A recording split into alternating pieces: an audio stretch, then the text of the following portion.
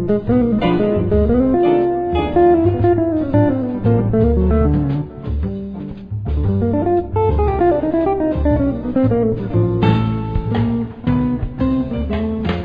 now it's my honor to introduce today's speaker, Clay Stafford. Many of us already know him as the founder and CEO of the annual Killer Nashville International Writers Conference. He is also an award-winning author, poet, screenwriter, and playwright, a film and television producer, and a director, showrunner, and actor. He has sold nearly 4 million copies of his works in over 16 languages. We could go on, but we're going to save time for the conversation. And we'll also put his website in the chat so you can get more information on Clay. So we've sent him a few questions to get started with, and then we'll add to those as we go. And so Clay, be very happy to turn it over to you. And thank you for joining us. Thank you, Pam, and thank you all for showing up on your Saturday. First of all, I just want to say thanks to all that you do in the Ohio Valley for promoting a community for writers, because that's something that's very important to me. As you know, as I told Pam prior to starting, I feel like this is old home week because I know many of the members who are there.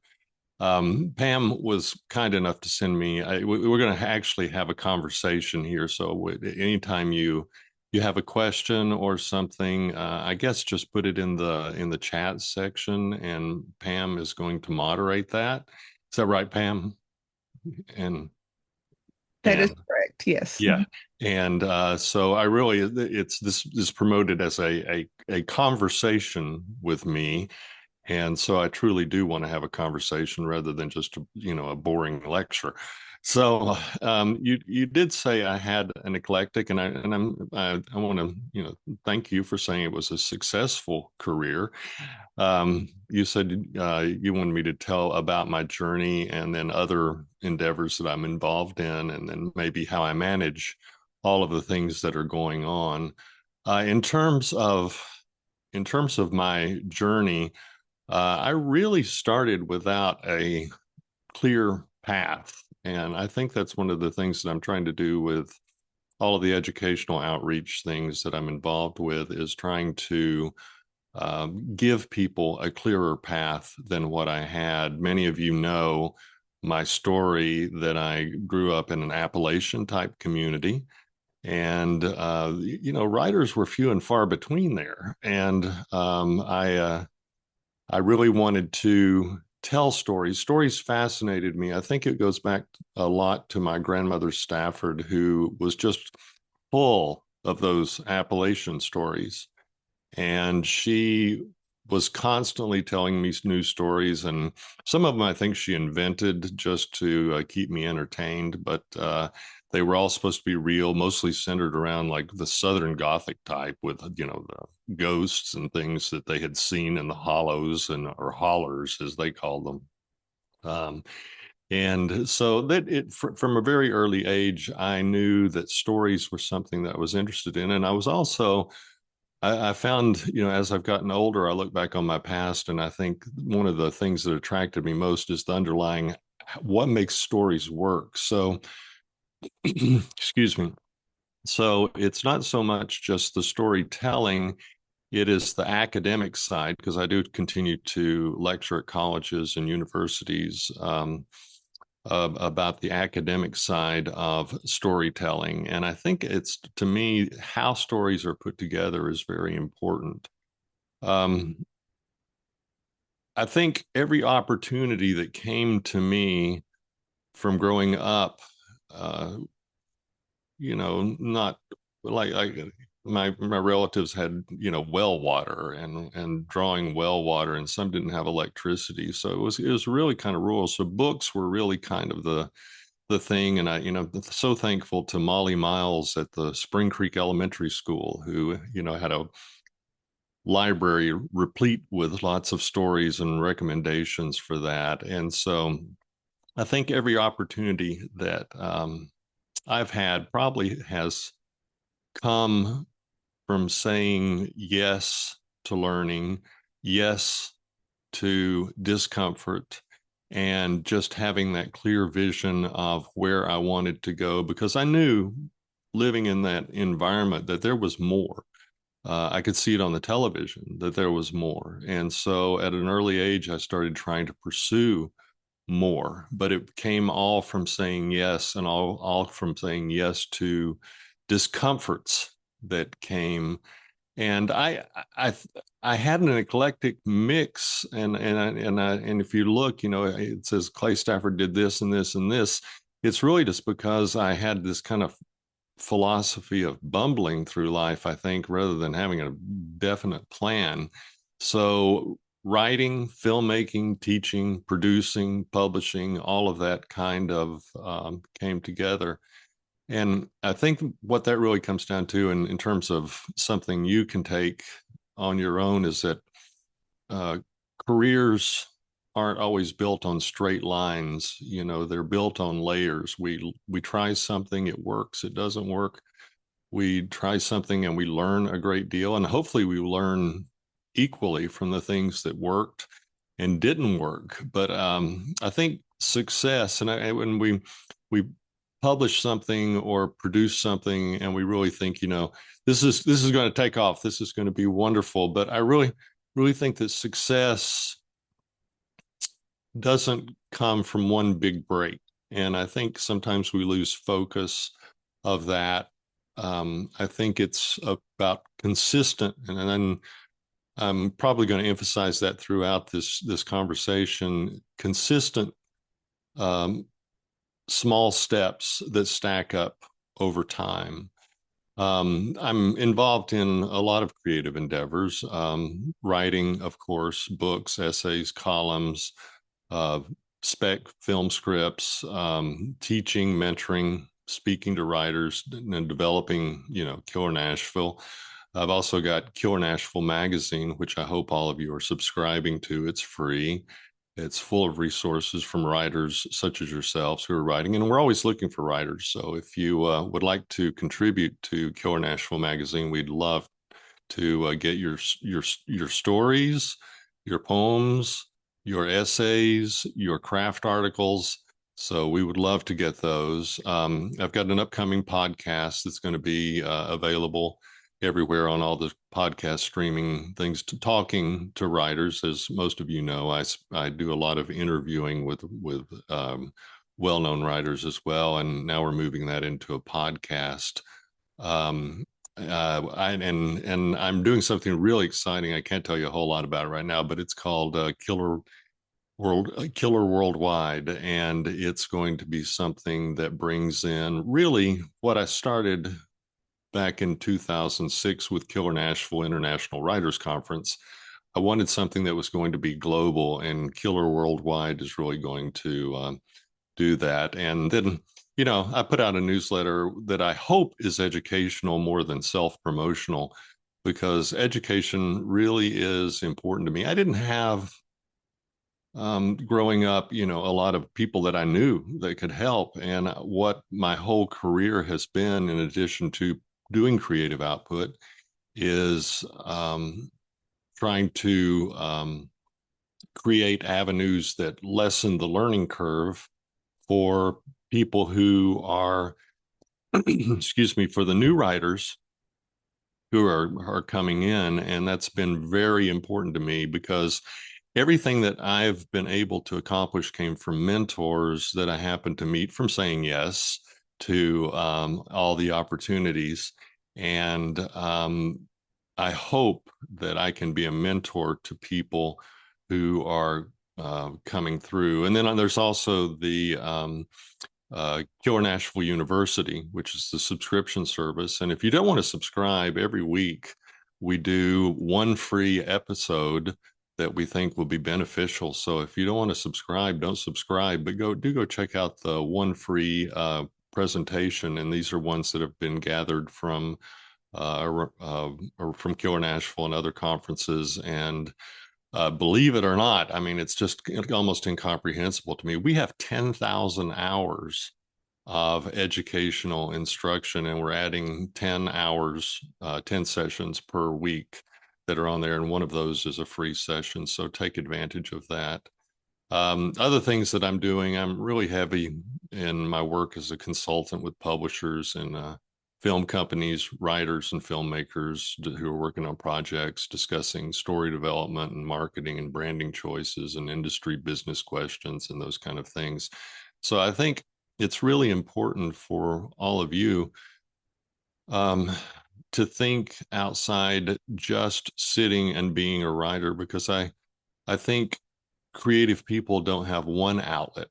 They have ecosystems, and I think it's very important that you develop that ecosystem, which then brings up the thing that Pam asked about managing time and organizing days. You have to be able to handle that. So I think the thing that's worked best for me, and something that I've had to learn because life easily distracts you, um, is to protect your creative time first. Don't leave it for leftovers. Make it a priority. There's mornings I get up and I go, oh, I want to do this, and then I ask myself that really important question of is is this the most important thing that I could do today? And sometimes they don't line up, and many times they don't line up. So I choose the one that really is going to make the most effect on my life, and then let the other ones come secondary to that. I think one of the things for me, I'm really tunnel vision.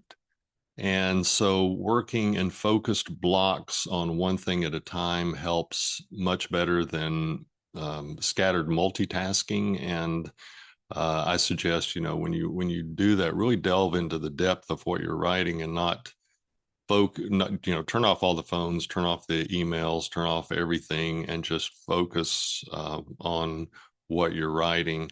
And I think if you write every day and hopefully write at the same time every day, the systems you create are probably better than motivation itself. So I think it's really important every single day to ask yourself what one thing moves the work forward. And we all got just X 24 hours a day, really. So you don't really need more time. You need clearer priorities for that. So hopefully that answered Pam's first question. Does anybody have any questions you'd like to ask me before we go on to the next one? Because I really would like to have this as a conversation. I like talking to all you because I know, like I said, I know you guys. So it's more like we're having a chat in the living room. Bev, do you want to ask your question?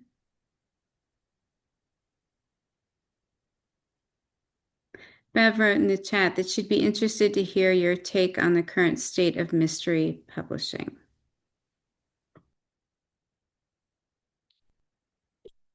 Is that directed at me? I'm sorry. It is. Yeah. What was the question again? I'm sorry. We'd be interested to hear your take on the current state of mystery publishing. Well, I think it's going fantastic. We're number two in terms of the genres. Number one is romance. I wish I could get into the romance writing. I think I could do. We could certainly make quite a living as a romance author, but I do believe in love and I do believe in romance. But as I told Lisa Jackson, I love your books, but those sex in the shower scenes, I just can't write that sort of thing with a straight face. So I'm not able to do that. So mystery, I think, is mystery and thrillers are the second category in terms of book sales, fiction sales. And so I think we're in a wonderful spot in terms of opportunity as well as, paying the bills. I think, and it seems to me from what I'm seeing, new imprints and new divisions and new calls for entries from publishers that I'm familiar with, they're increasing. So there is, and I think part of it goes back into what's the purpose of mystery? Why are people attracted to mystery? And you see throughout, let's say, the 70s, throughout the 50s, when there have been times of um, unease, uncertainty, people have tended to gravitate to mysteries, just like in times of sometimes when you're relaxing, they tend to gravitate over to Westerns. But, there's periods of time, then it's indicative that we are in a time of world uncertainty.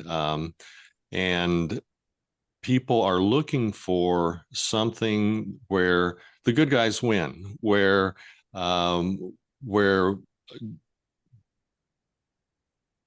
the incongruities are explained. And so I think the state of mystery, I mean, maybe I'm long-winded on your question here, but I think the state of mystery and thriller writing and it is incredible right now. We're in a really good zone, and I think everybody listening should take advantage of it because it's cyclic, and but we're in a great spot right now. So go for it. We've got another question from Bev, and I've got a follow-up question to her question. But she says we hear cozies are more popular than ever. Is that true? That is true. That is true. People are, and once again, let's look at what's going on. There's as we've gotten more extreme in world events, people sometimes want an escape from that. And so they're looking at something that's not quite so violent, not quite so graphic. And I've noticed through Killer Nashville that yes, cozies are on the upswing. And I think again, it's cyclic, but they're on the upswing, and you're in a very good spot for that. And it's also reflective that we're not relying on a third party. We're not relying on a detective to solve it. It's an average person who is solving the problem. Sometimes even if it's a cat, and so I think cozies, yes, definitely are on the upswing, and yes, we are in a very good time for cozies. Well, my question is for a friend, right? So there's this continuum between cozy and, say, a traditional mystery with an amateur sleuth. And sometimes it's hard to know where your work fits in that time, in that range, I guess. And do you have any thoughts on that? I mean, how do we know, um, if we don't have the traditional, very cozy elements in our work. Does it fit in traditional or does it still fit in cozy? And I'm going to give you an answer that you hate. Um, Write the story that's important to you. Okay, first of all. Yeah. And then, second of all, again, talking about the new imprints and the expansions in some of the houses that I work with and that I've seen. They're looking at more hybrid, more blended, more um, non-focused, and sometimes you can actually establish a voice by breaking out of that. It's not just another cozy, it's not just another traditional mystery, it's something with a fresh voice. And so I think that's something that should be relished. And if you have that ability and you have that voice, then I think that you probably really need to take advantage of that, because I think that's where you're really going to start your breakout and your forward movement. Great. We have another question from Jeanette. She wants to know what was the lowest point in your writing journey, and how did you overcome it? My lowest point, and I don't know that this is applicable to anybody other than somebody who's in the exact situation that I was in. But I was very successful, I think, in Hollywood. And it got to the point around the end of the 1980s that Hollywood shifted gears and started moving towards consensus in storytelling. And all of the people that I had previously known in the previous decade were all creative people, the leftover people from when we had the resurgence of Martin Scorsese, Steven Spielberg, George Lucas, all of those great auteur storytellers. And the studios brought um, in as I guess the older executives kind of aged out, and but as it went along, the studios shifted to profit.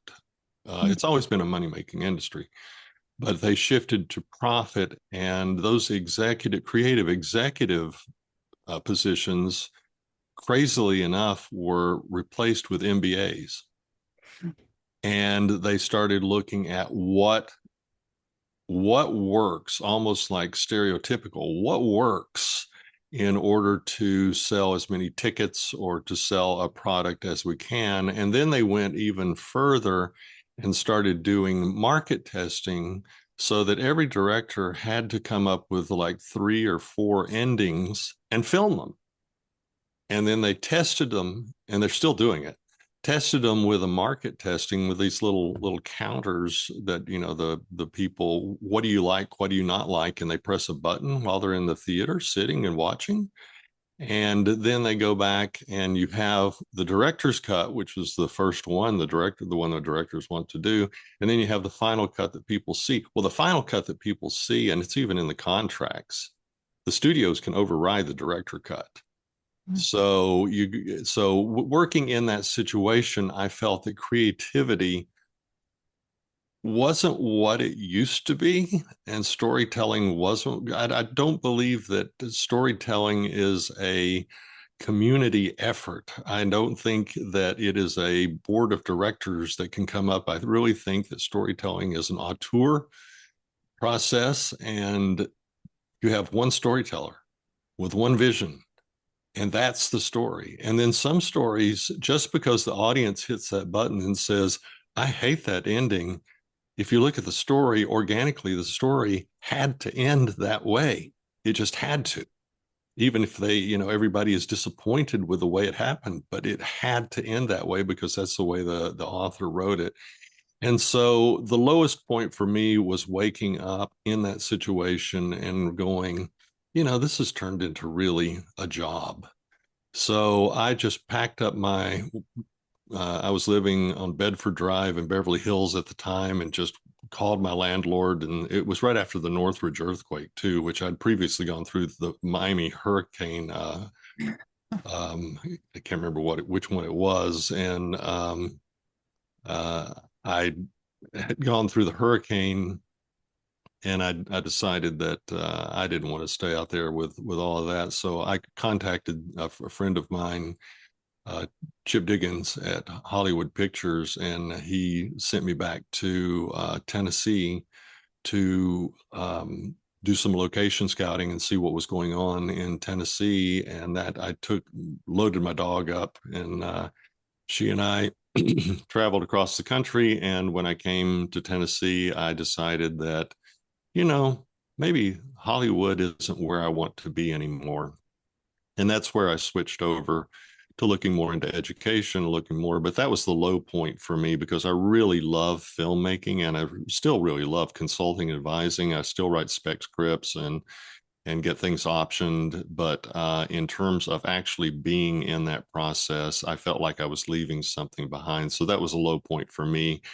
In publishing, you don't yet have those MBAs controlling the string. You've still got great editors, and so I'm happy to be over in the publishing side right now. But that was my low point.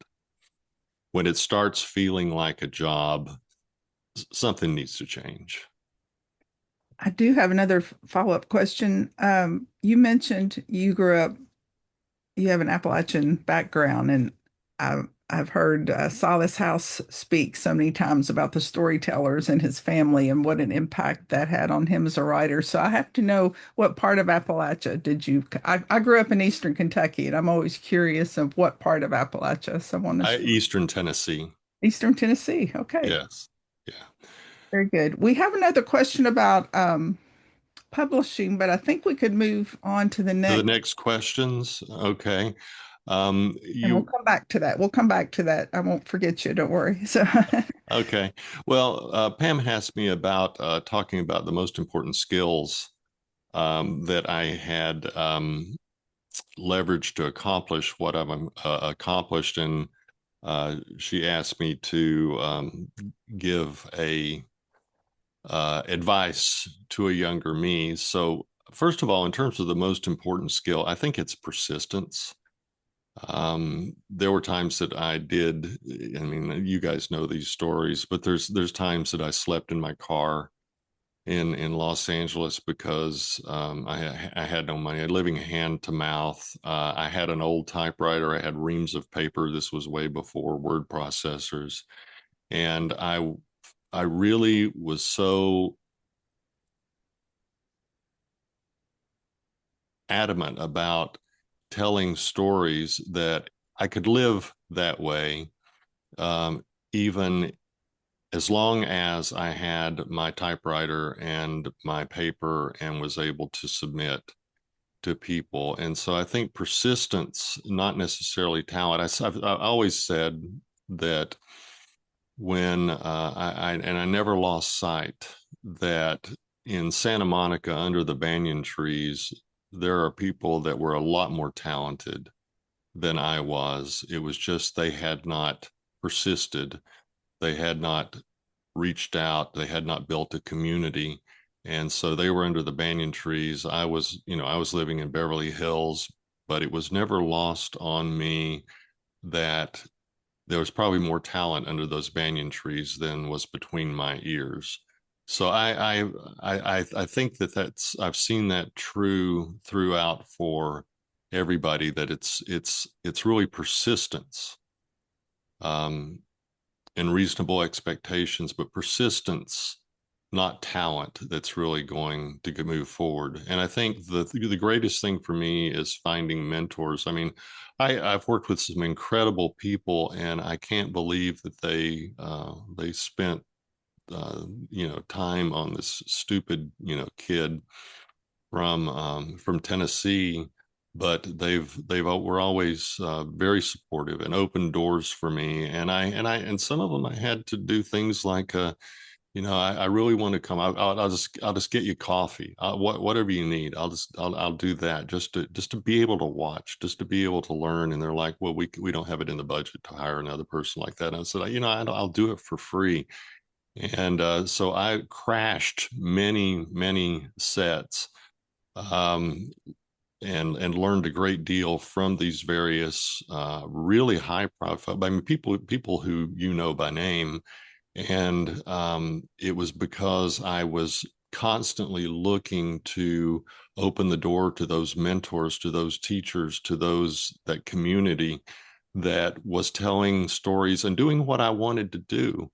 And then I think um, after I started working in television, you get an air date. And so everything has to be ready to go. So I think my ability to finish things when it's due, it's due. There's a phrase, in filmmaking, on time and on budget, and the whole industry lives that way. When you've got an air date on CBS, uh, they got to have the thing in there. So it's up to the writer to get finished. So the ability to finish things and on time and on budget. I've never worried about looking stupid, and I think many people are plagued with that. But there was a willingness to learn publicly in front of everybody and risk being imperfect has been very vital to my growth. And then listening, actually listening, not arguing. When I started out, I would write something and somebody would give me a note. I mean, some of these people, really big people would give me a note, and I would say, well, the reason I did that is because, and the thing is, the reason that they don't want to talk to me more about my script is because I keep justifying it. So I think that I learned and corrected those situations so that we kept those doors opening, that listening to mentors, to readers, to reality is probably really important because it's a great teacher. So I think probably, skill compounds things. Persistence keeps it going. And then my advice to my younger self is that don't wait for permission. I have never waited for permission. I don't take no easily. I sold a project to someone that I went into their office and I pitched the project, and they said, sounds like a good project, but I think we're going to pass on it. And I said, well, you probably haven't thought about it well enough up to this point. And then I left, and I would stay gone for a month, and then I would come back and pitch it again. After about six, and I don't know the exact number, but after about six pitches, they said, let's do this. And so it's not taking no, it's not waiting for permission.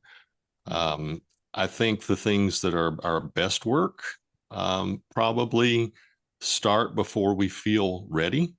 And that's important, to take those risks.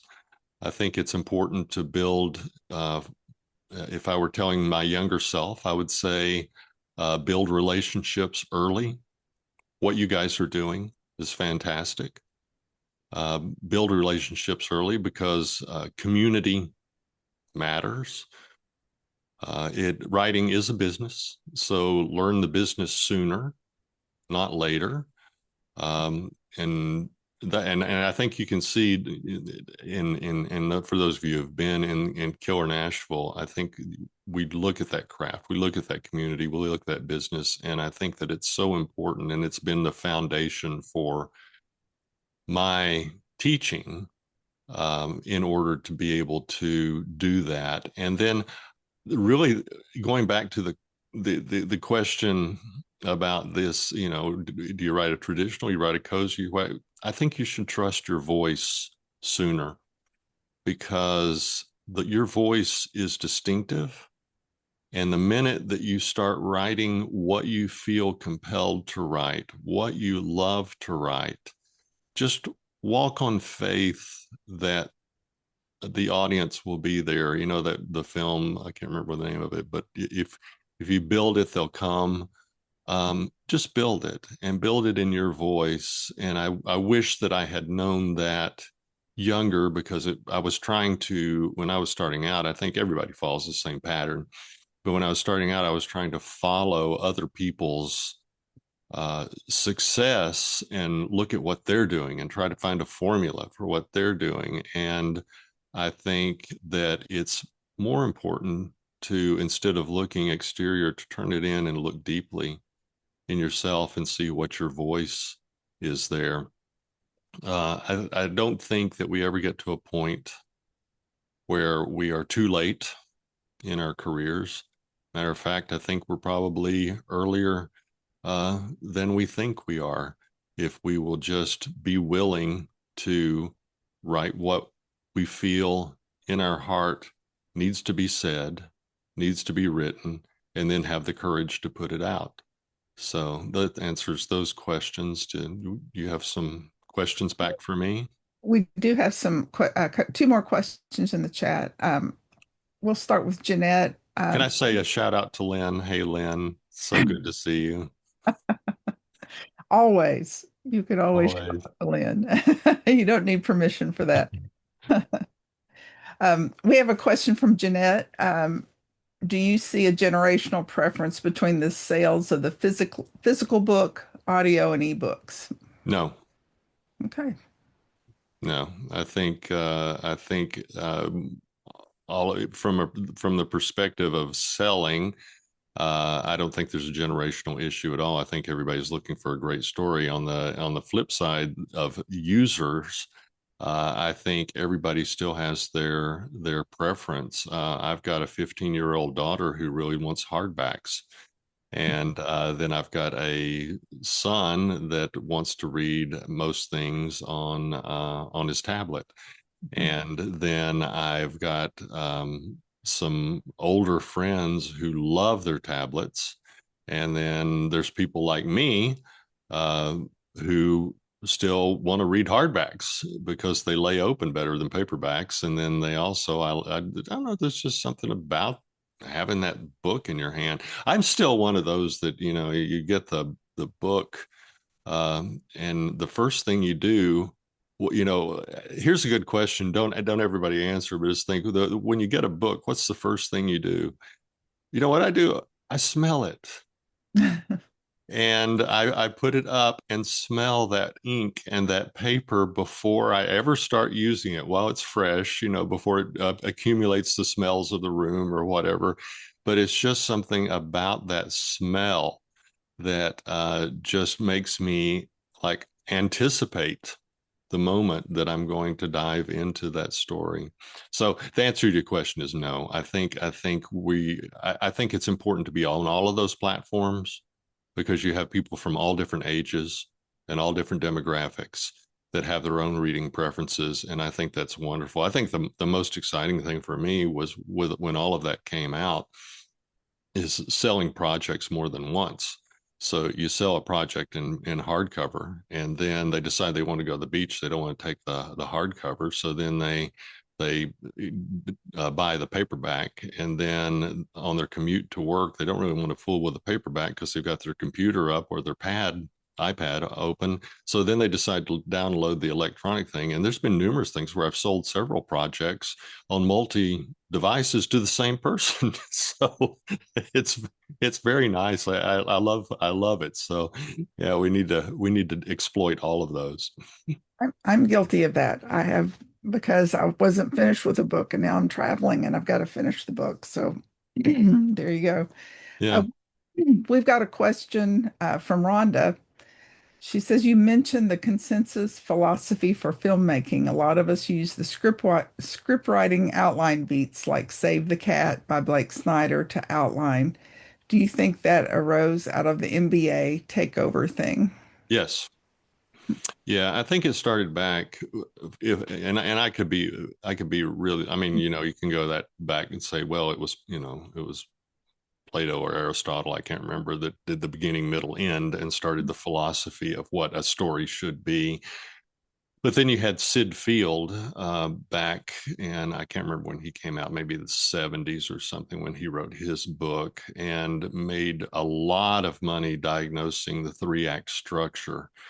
And then following that, you've had a slew of people who've written craft books that create some sort of formula that's guaranteeing you that you're going to have an exciting story. And I think that all of them have some value, but I think they're also written because writers are looking for an easy formula. Writing is so hard, and it's fun, it's gratifying, but I mean, really, if you're digging deep, it's so hard. And any kind of little formula or something you can grab onto, you want to do that. I don't know that it's best interest to say that I am a loyalist zealot to any particular one of those, one of those formats. And there's several good ones out there, but I think what the important thing is to do is to take all of those and look at them conceptually, not so much as a Bible of I need to do this, this, and this, and I have to. I think just citing one of those, I think somebody said on page 10 of a screenplay, you have to have the theme stated. And I'm like, what? Why you have to like manipulate your book so that you have your theme stated on page 10. What's that deal? So I think you look at that, and to me, I go, somewhere in there, probably the theme needs to come out, but I don't necessarily know that I have to adjust my entire screenplay to make sure that my theme comes out from a character or something on page 10. And that's just an example. I think you can be, if you're a loyalist to those, I think you run the risk of writing formulaic fiction. But I think they have validity as long as you look at what is the concept behind it.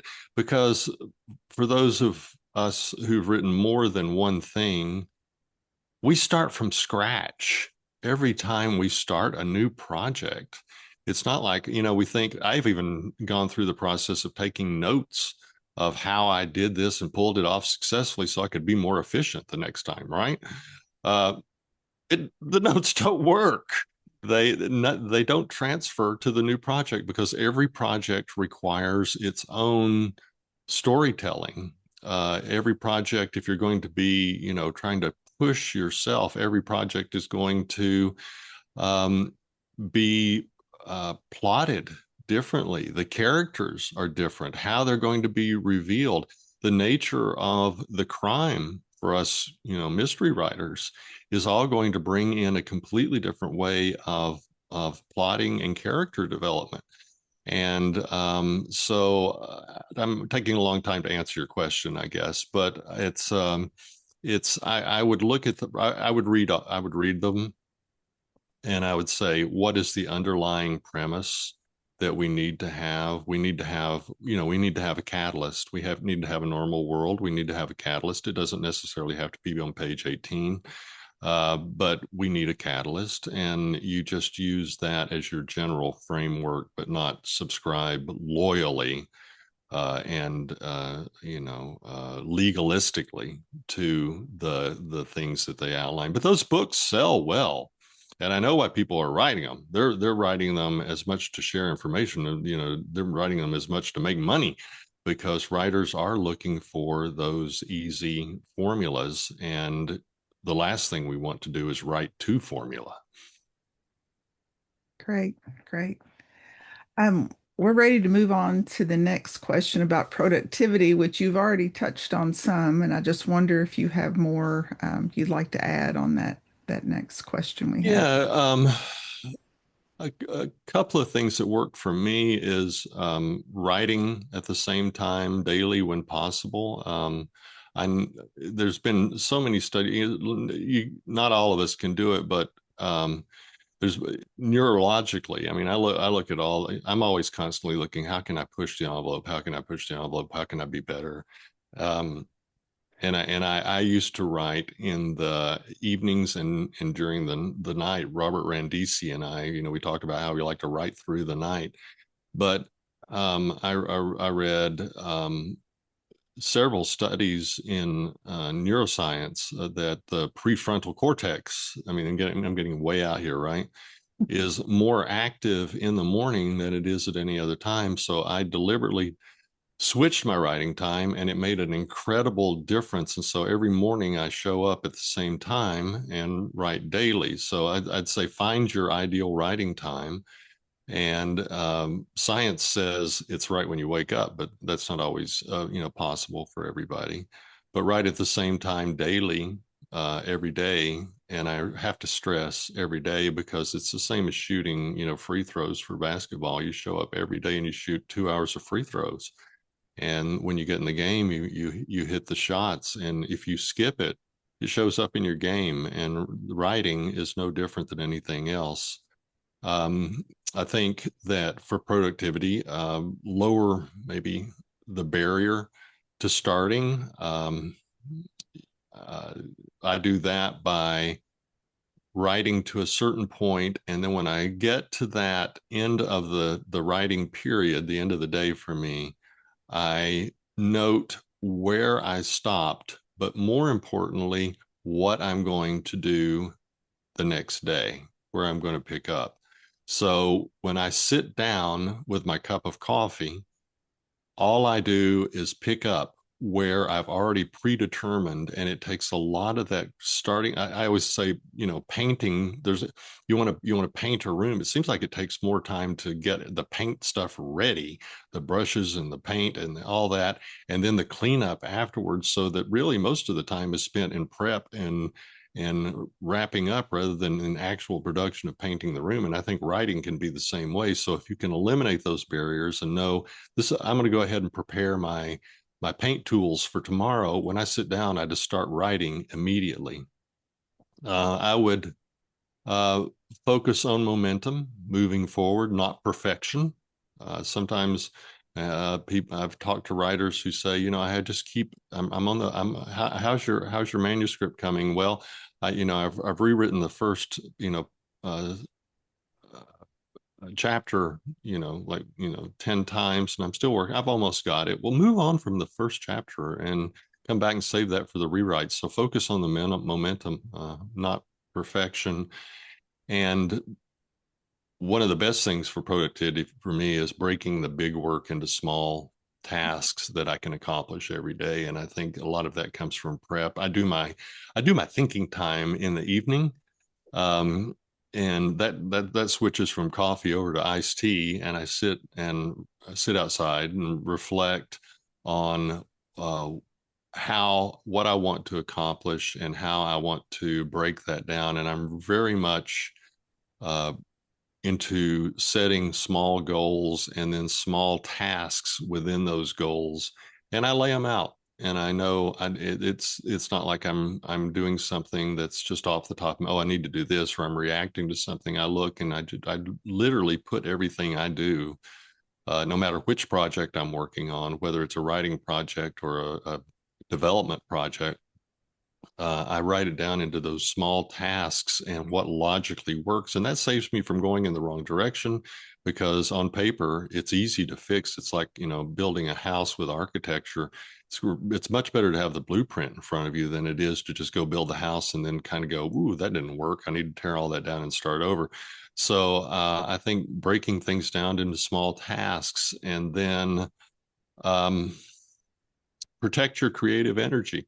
I am very adamant that I need to be in that zone when I sit down to write. So life, life, you cannot interfere with me right before my writing time. You can beat the snot out of me, after I write, but when I'm before I'm going to write. So I think protecting your creative energy like it's valuable, because it is. Um, for your mindset productivity, I think productivity probably isn't about speed so much as it's consistency. I think it's sometimes writers again want that formula, like how many words a day do you write, that kind of thing. I'm not sure that it's about speed, but about the fact that you're just doing it. I think we need to stop comparing our output to others and become centered, look in, and focus on what we can turn out that's good. Whether it's a little bit, I've known some very, very well-known writers who write a page a day, but it's a good page, and it doesn't need to go back and get a lot of revision. And then they go to the next page, and they go to the next page, and that's how they write their books.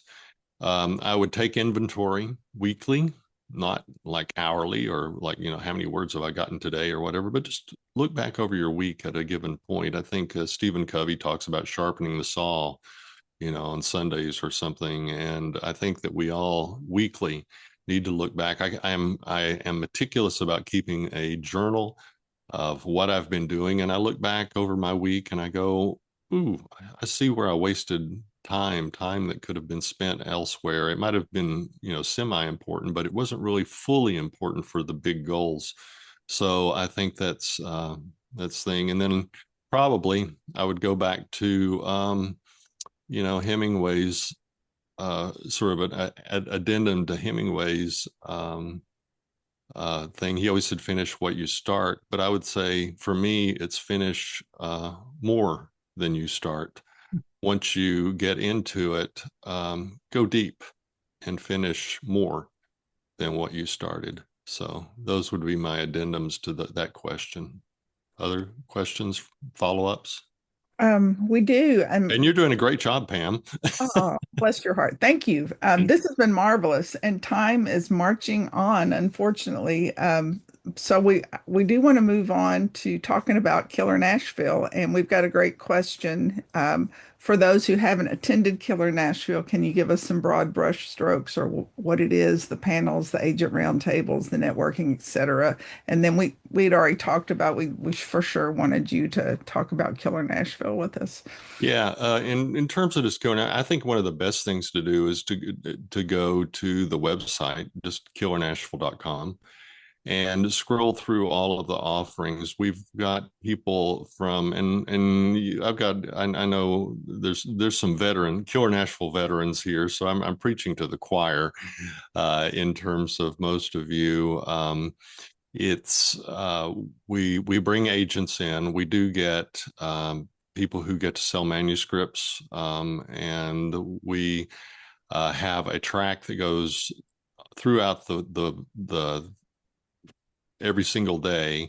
There is a forensic track, and we do have I call them the CSI junkies. They come and they just stay in the forensic track, the whole time while they're there, because we have some really stellar people who present in that forensic track.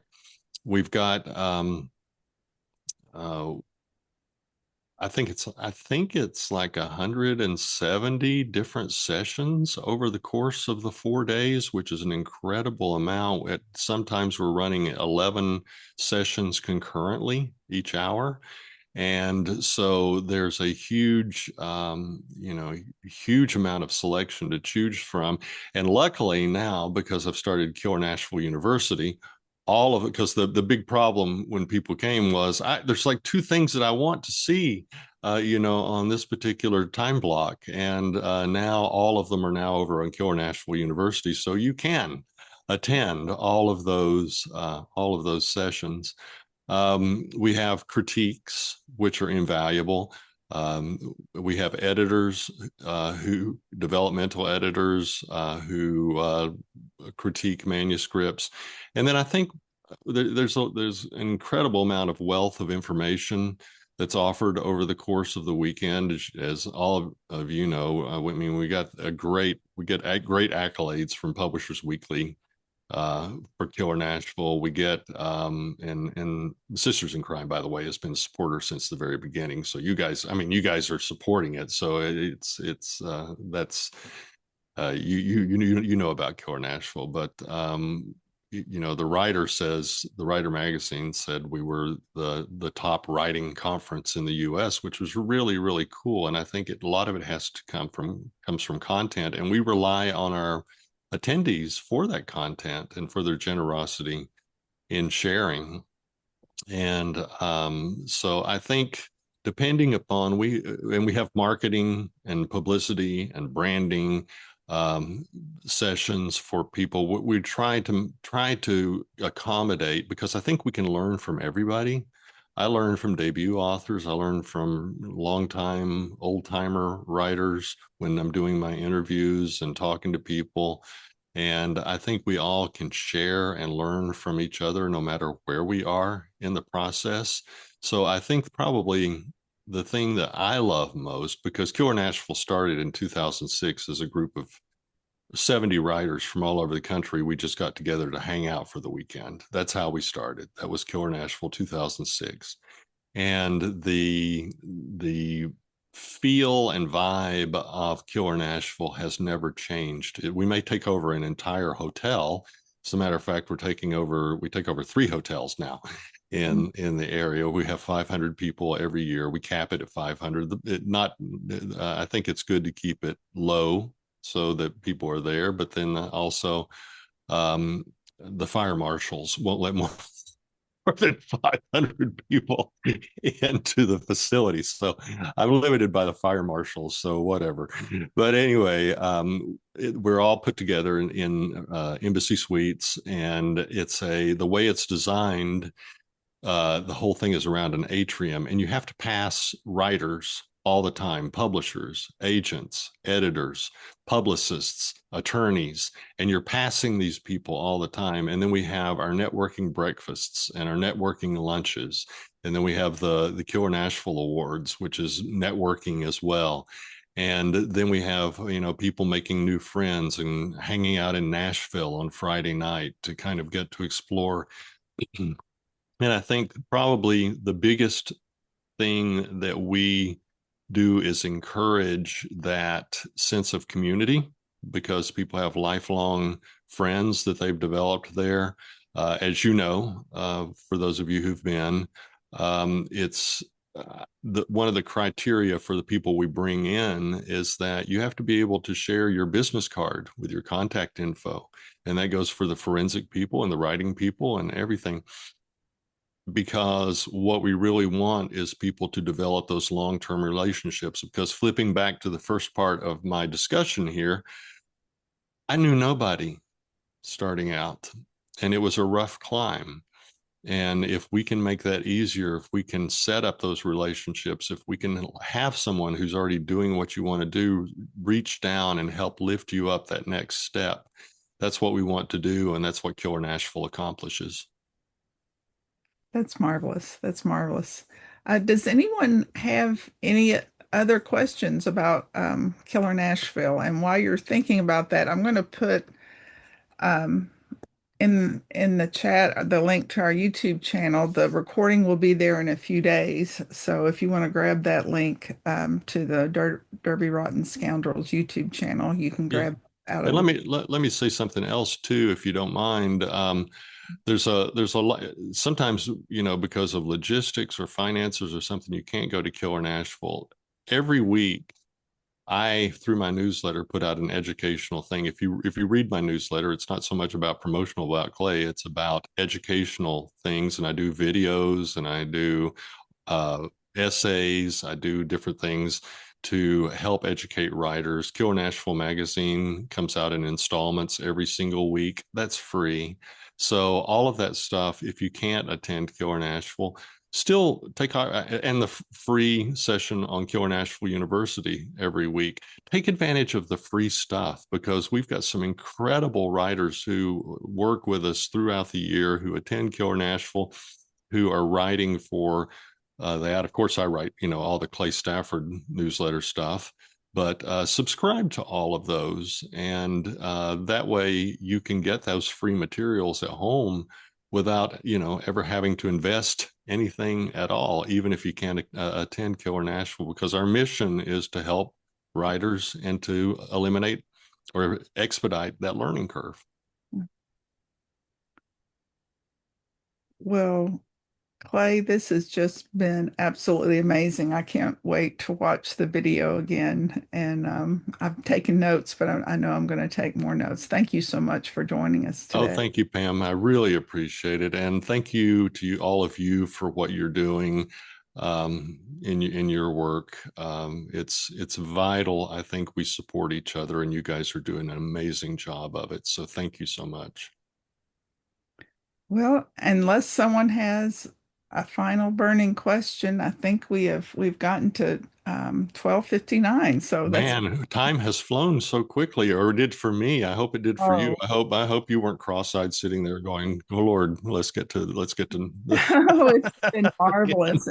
And then if you can see the chat, you're getting so many good comments from folks who Oh, really thank you appreciate so it. much. Again, like I said, my tech skills are not that good, but thank you so much. I really, really appreciate that.